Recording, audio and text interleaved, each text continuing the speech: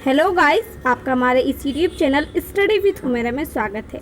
मैं हूं हुमेरा और आज की इस वीडियो में मैं आपके लिए लेकर आई हूं क्लास 6 to 8 की वर्कशीट नंबर 67। ठीक है, तो ये वर्कशीट जो है ये शिक्षा निदेशालय राष्ट्रीय राजधानी क्षेत्र दिल्ली यानी DOE डायरेक्टर ऑफ एजुकेशन के द्वारा प्रकाशित की जाती है और ये वर्कशीट आपकी 21 सितंबर की वर्कशीट है। सबसे पहले यहाँ पर आपका नाम आएगा, यहाँ पर आपके क्लास टीचर का नाम आएगा। ठीक है, तो चलिए वर्कशीट को स्टार्ट करते हैं। तो आपको यहाँ पर दिख रहा होगा कि देखिए हर रोज़ की तरह मतलब ये एक कहानी टाइप और ये आपकी जनरल नॉलेज बेस्ड वर्कशीट है। ठीक है, आप इसको ध्यान से सुनिए और ध्यान से इस वीडियो को पूरा एंड तक देखिए।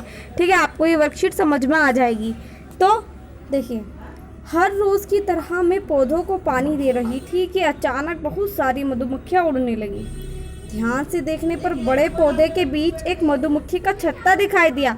उसे देखकर मैं बहुत खुश हुई क्योंकि अभी तक सिर्फ किताबों में ही देखा हुआ पढ़ा था और अब समझी कि किताबें पढ़ना कितना ज़रूरी है।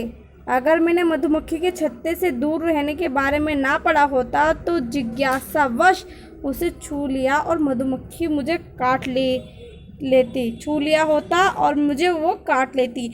तो क्या कहते हैं, इसमें एक लड़की है, मान लीजिए कि मतलब इसमें बताया गया है कि एक लड़की है और वो जो लड़की है वो जो है अपने बगीचे में रोज़ाना पानी देने आती है पौधों को। ठीक है, वो पानी देती है तो एक दिन वो मधुमक्खी का छत्ता देखती तो वो कहती कि अच्छा हुआ कि मैंने बुक में ये पढ़ देखा है कि मधुमक्खियों का छत्ता को जो है छूना नहीं चाहिए, क्योंकि अगर हम छुएंगे तो मधुमक्खी को जो छत्ता है उसमें से मधुमक्खी उड़कर वो काट लेंगी। ठीक है,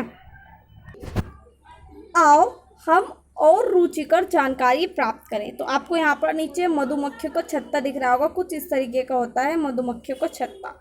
ठीक है, और देख सकते हैं आप यहाँ पर ये है मधुमक्खियों का छत्ते में मधुमक्खी कैसे चिपटी पड़ी हैं और ये आपको यहाँ पर ये दो दिख रहे होंगे, कुछ ऐसे बना हुआ है, ऐसा ऐसे ऐसे।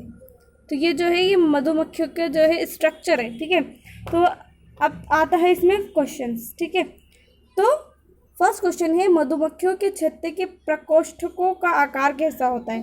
प्रकोष्ठकों क्या होता है, प्रकोष्ठक ये है। ठीक है, अभी देखिए इसमें क्या आकार है इस प्रकोष्ठक का। देखिए इसमें कितने बन रहे हैं, देखिए 1 2 3 4 5 6, तो 6 है तो इसको षटकोण बोलेंगे। ठीक है, क्या बोलेंगे, षटकोण। तो इसका आंसर आपको कैसे लिखना है, इसका आंसर आपको कुछ इस तरीके से लिखना है। ठीक है, तो आप देखेंगे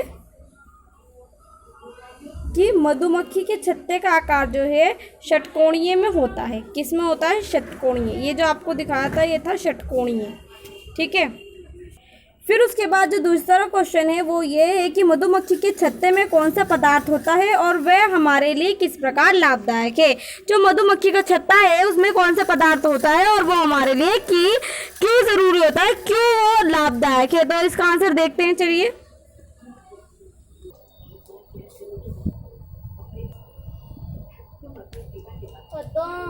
कर रहा खराब हो ना, फिर देख लियो।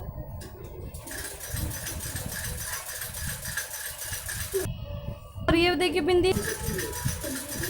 तो आपको यहाँ पर दूसरा आंसर दिख रहा होगा कि मधुमक्खी के छत्ते में शहद होता है। क्या होता है, शहद। और जो मधु का नियमित सेवन करने से तपेदिक जो है एक बीमारी का नाम है। ठीक है, अस्थमा, कब्ज, खून की कमी, रक्तचाप आदि बीमारियों से बचा जा सकता है। ठीक है, यहाँ से लेकर यहाँ तक जो है ये सारी बीमारियां हैं। ठीक है, और जो शहद जो है वो बीमारियों से लड़ने में बहुत ही ज़्यादा लाभदायक होता है। ठीक है, फिर उसके बाद क्वेश्चन थर्ड है कि क्या आपको ज्ञात है कि मधुमक्खियाँ पर्यावरण की रक्षा में क्या महत्वपूर्ण भूमिका निभाती है। जानकारी इकट्ठी कीजिए। तो आप इसको अपने अकॉर्डिंग अपने नेट से या फिर आप जानकारी इकट्ठा करके लिख सकते हो और मैं आपको इसका आंसर दिखा देती हूँ। ठीक है, तो चलिए देखते हैं इसका आंसर। देखिए ये है इसका आंसर। पराग कणों को एक फूल से दूसरे फूल तक पहुंचाकर जो है मधुमक्खियां पारिस्थितिक तंत्र में महत्वपूर्ण भूमिका निभाती हैं।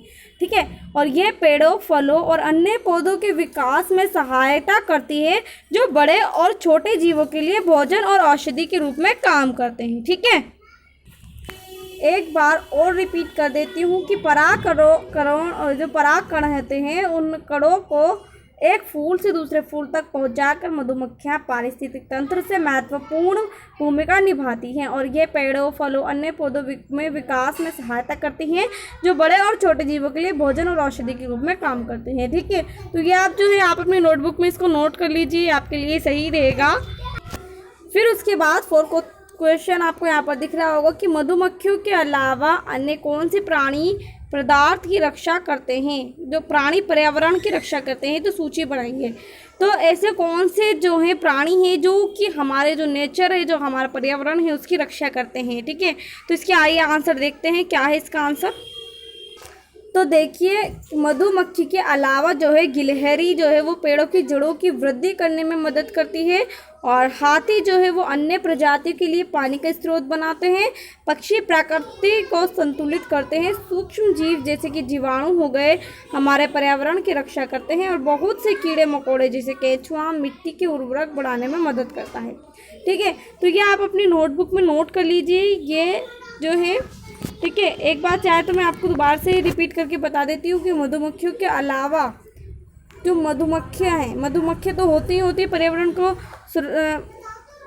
सुरक्षा और पर्यावरण के संरक्षण करने के लिए, लेकिन उसके अलावा भी गिलहरी, हाथी और जो है जीवाणु, सूक्ष्म जीव और केंचुआ, मतलब बहुत सारे कीड़े मकोड़े, ऐसे बहुत सारी चीज़ें होती हैं। ठीक है, तो आज की तो वर्कशीट यही थी। उम्मीद करती हूँ कि आपको ये वर्कशीट समझ में आई होगी। अगर समझ में आई हो तो हमारे इस वीडियो को लाइक कर देना, साथ ही हमारे यूट्यूब चैनल स्टडी विद मेरे को सब्सक्राइब कर लेना और बेल आइकन को भी दबा देना, ताकि हर आने वाले नोटिफिकेशन आपको टाइम पर मिल जाए। तो थैंक्स फॉर वॉचिंग, और मेरे को कमेंट करके बताइए कि कैसी लगी आपको ये वीडियो।